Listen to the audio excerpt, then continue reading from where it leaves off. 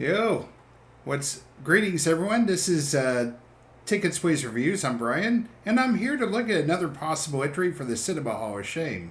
I've gotten feedback. It's time to start looking at films that came out this year, so I decided to take a risk and start doing that. Based on this being the first film from 2024, I have feared that I have made a colossal mistake by doing so.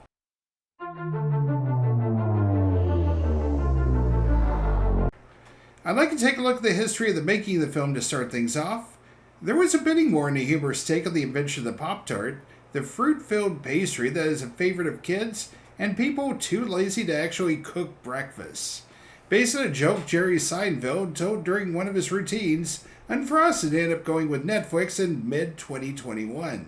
It took a while to gather its cast and work in cooperation with Kellogg's, a company that's working in conjunction with a brand. Where have I seen this part before? Leonard Part 6. I might need some cold medicine after this.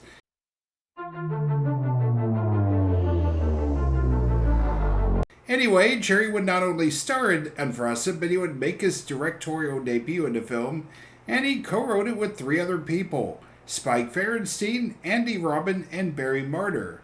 All four of them wrote B-Movie, an animated film that's better known these days for its memes than anything funny or anything that happens in the plot. So we got that to look forward to in 2042. I suppose we'll be having the world end before that happens. To be fair, Ferenstein is also responsible for the Soup Nazi and Muffin Tops episodes of Seinfeld, but he's also responsible for the Puerto Rican Day episode as well, so a mixed bag really. Robin is probably best known for the Junior Mint and Writers Guild winning the Fatigues episodes, but his name also pops up as a writer for the Puerto Rican Day episode as well. Martyr, meanwhile, worked primarily as an opening act for the film's star, director, co-writer. So there's that. So let's take a look at all the funny people in Unfrosted's cast. Melissa McCarthy, a comic who broke out as a supporting role in Gilmore Girls, a lead role in Mike and Molly, and is responsible for films like The Heat and Spy. Jim Gaffigan, a comic who broke out with a routine on Hot Pockets. He's been in films like Super Troopers, and it's kind of a funny story. Amy Schumer, another stand-up comic, broke out with hit Comedy Central series Inside Amy Schumer, and had a big hit with Trainwreck. Max Greenfield broke out with TV sitcom The New Girl, appeared in A Big Short, and Hello, My Name is Doris. Peter Dinklage, best known as Tyrion from Game of Thrones, but has appeared in Elf and 3 Billboards Outside of Ebbing, Missouri. Christian Slater has been working steadily since the mid-1980s, significant roles including the dark comedy Heathers and the TV series Archer.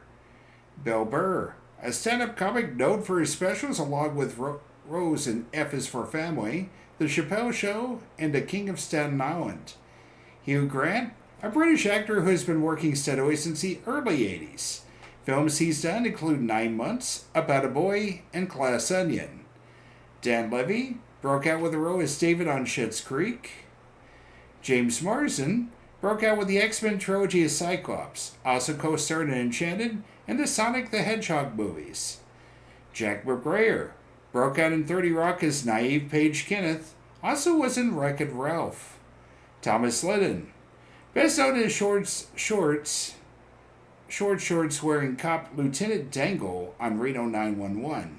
Also acted in I Love You Man and We're the Millers. Tony Hale was in Arrested Development and Veep. Also acted in The Heat and Quiz Lady. Maria Bakalova got an Oscar nomination for Barrett subsequent movie film. Also was in Bodies, Bodies, Bodies. As well as a plethora of SNL alums and players. Why did I spend the last couple minutes going over what the cast has done in the past? Well, to point out that they're all well prepared for comedies, in some cases winning awards or critical acclaim for those performances. Unfrosted isn't unlacking in talented comics and comedians. But now it's time for the plot to Unfrosted.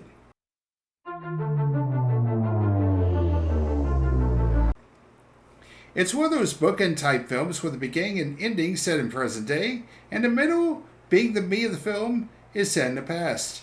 Anyway, Jerry, who plays Bob Cabana, the Kellogg's answer to Ray Donovan, is talking to a potential runaway about Pop Tarts, and how they got created.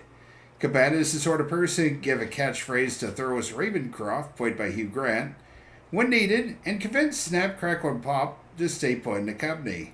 But he also doubles as the head of development at Kellogg's.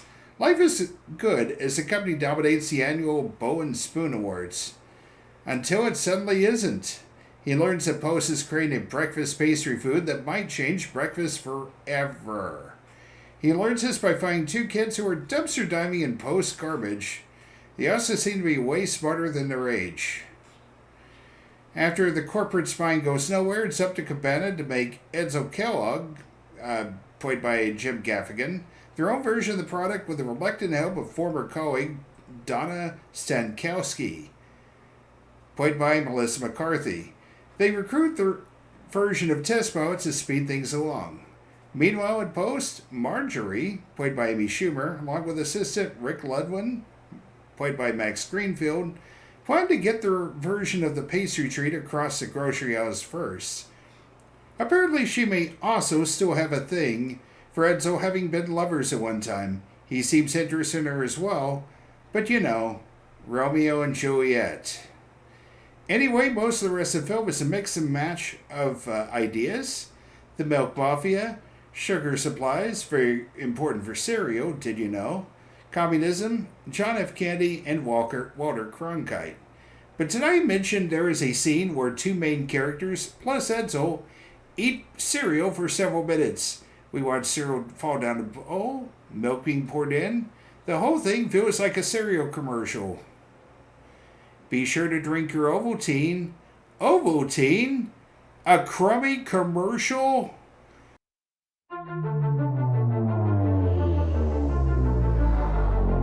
Well, let's take a look at my thoughts on Unfrosted. The idea of a spoof of films about the creation of pop culture items is one that's kind of due. But a lot of the creativity kind of gets tanked when it's seemingly done with the cooperation of the company itself. I mean, at one point, Kellogg drapes itself with the American flag while painting a rival as communist, for crying out loud. The loving way it shoots the cereal scene. And despite tough talk of legal action, Kellogg's was never going to sue Seinfeld or Netflix. Not the way it's portrayed in the film. The rest of the film is an odd mishmash of ideas, such as the milk mafia, the impromptu visit to the White House, a sugar embargo which leads Post to head to Russia to convince the Cubans to use their supply. Oh, and Unfrosted had the idea of parodying January 6th.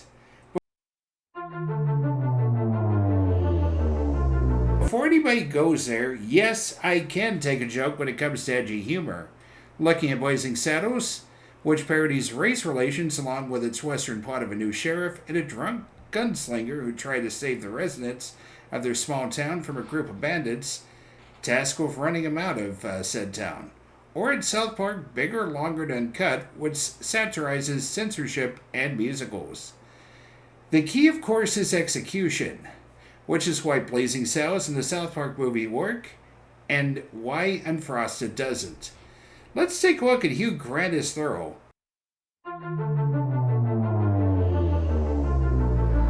He's wearing a tiger head and claws, but he's also shirtless with stripes on his body and there are horns. Compare that to the QAnon shaman. Other than the tattoos, it's a similar fit. But how does this translate to the movie? Warning, there are some spoilers ahead. While Bob Dunn and others are working on the pastry, the mascots are slowly starting to worry about their standing in the company. Egged on by the milk mafia, they decide to strike while at a funeral. Once at headquarters, they decide to raid the headquarters to try to stop them from making it legal. But they get there too late and quietly walk away. Think about that. They decide to take a big stand and walk away after failing. As a drama, this would be totally inept. You're building to a big moment and it falls flatter than a souffle with overbeaten egg whites. Because there's no natural conclusion to the drama, it just ends. As a comedy, it's borderline even worse. If you're going to be edgy with your comedy, it helps a lot to be funny. Like Blazing Saddles, the South Park movie, or even Monty Python and the Holy Grail, humor can make up for it quite a lot. But Seinfeld, the director, lets us down here. Comedy plays a similar role with drama. You anticipate something to happen, and you laugh when it does, or it manages to defy your expectations. But when nothing happens, all you're left with is disappointment, and maybe a tinge of rage. How dare you take one of the lowest moments of our country's history and try to turn it into a punchline? If the execution was there, we'd have a good laugh and forget everything about it for a moment. That's the beauty of a good comedy. We forget our troubles and cares and just laugh in a moment. Unfrosted is not a good comedy.